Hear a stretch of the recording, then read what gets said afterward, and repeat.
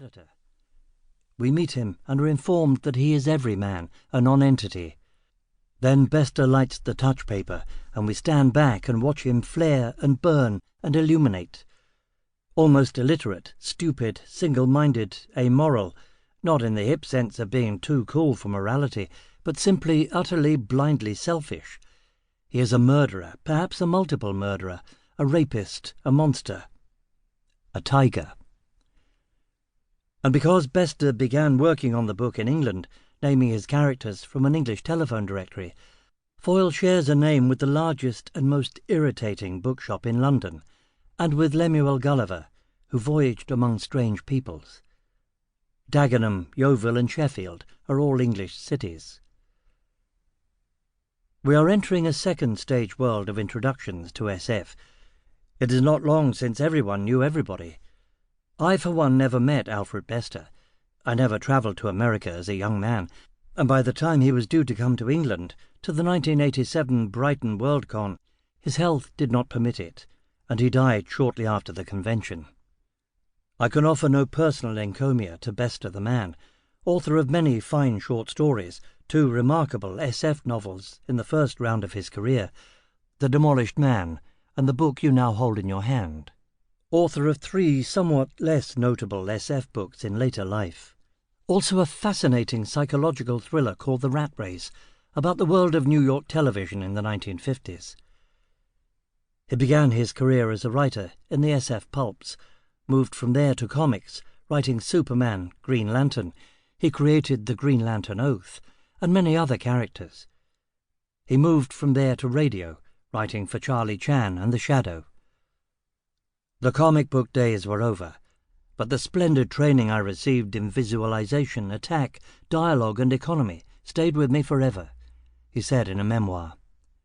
He was one of the only, perhaps the only, SF writers to be revered by the old-timers, first SF, by the radical new wave of the 1960s and early 1970s, and in the 1980s by the cyberpunks.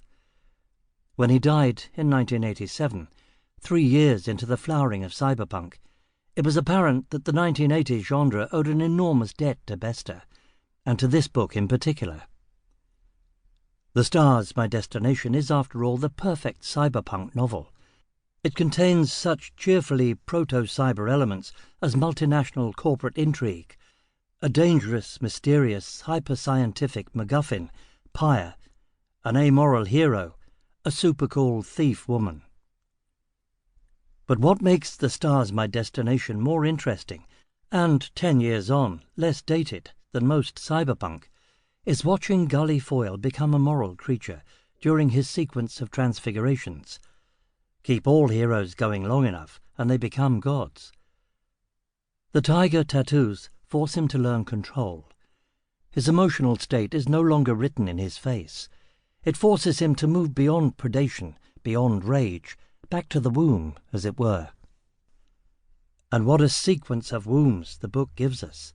The coffin, the Nomad, the Gouffre Martel, St. Pat's, and finally the Nomad again.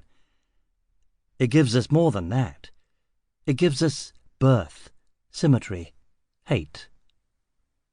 A word of warning. The vintage of the book demands more work from the reader than she or he may be used to. Were it written now, its author would have shown us the rape, not implied it, just as we would have been permitted to watch the sex on the grass in the night after the Gouffre Martel, before the sun came up and she saw his face. So assume it's 1956 again. You are about to meet Gully Foyle and to learn how to jaunt. You are on the way to the future. It was, or is, or will be, as Bester might have said, had someone not beaten him to it, the best of times. It will be the worst of times. Part 1. Tiger, tiger, burning bright in the forests of the night, what immortal hand or eye could frame thy fearful symmetry?